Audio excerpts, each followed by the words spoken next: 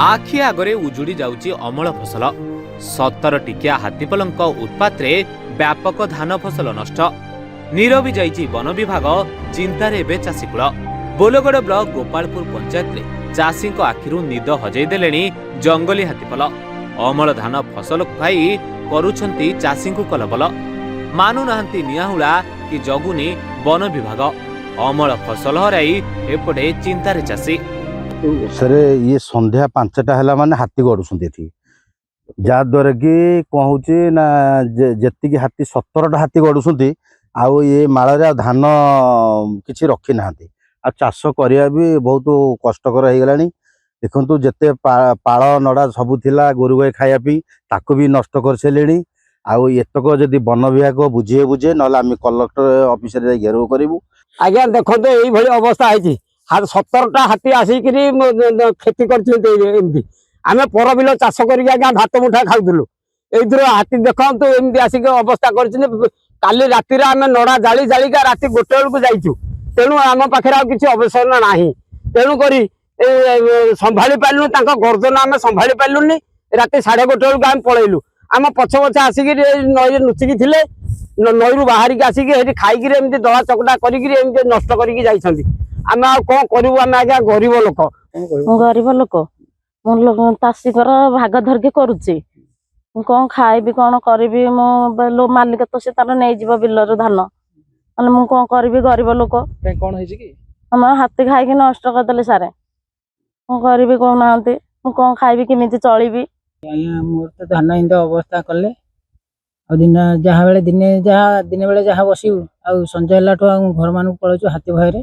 बर्तमान 17टा हाथी आई आम एरिया को जो भाया घाटुंट पाल हो कि धान हो नहीं होनी आपण मैंने कौन करूँ आम कि बुद्धिहता आम कि देखा जाऊनी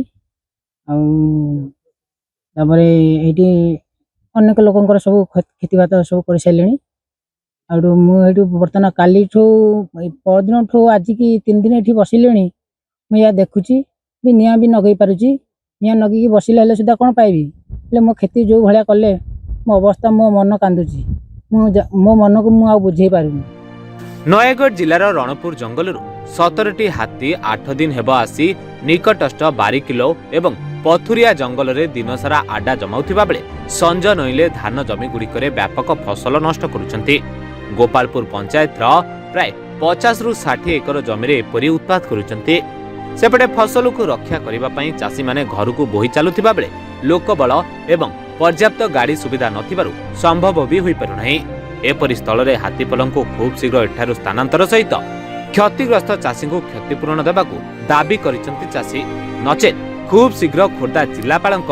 कार्यालय घेराव कराजिबो बोली चेतावनी देइसंती चाषी आज्ञा आम घर चाषी बिल भाग धरिचु आज्ञा बिल वाला जी नहीं आम कौन पाइबू गरीब लोक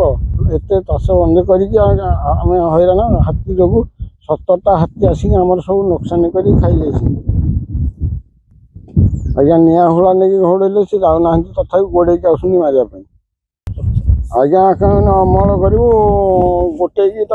बांधुचु सब बुणा बिछा बिल खेती कर भाग भाग चाषी दबू के आज्ञा बिल वाले को दबू के आज आप देखुं गहिरे बर्तमान 50 रु 60 एकर जमी ये बड़ गहिरटी प्राय 17टी हाथी 8 दिन है आसी जहाँ क्षय क्षति कर चली साधारण चाषी पेटे गोईठा मार सदृश होती वन विभाग को बारंबार फोन कले से कहते आम लोक सुरक्षा आग दबू तापर फसल कथा हेले केबे वन विभाग या हाथी पल को एठू हटेब और साधारण चाषीटे वर्ष सारा अमल कर तार शस्य पड़ोसी कौन खाई बंचब तार चिंतार विषय है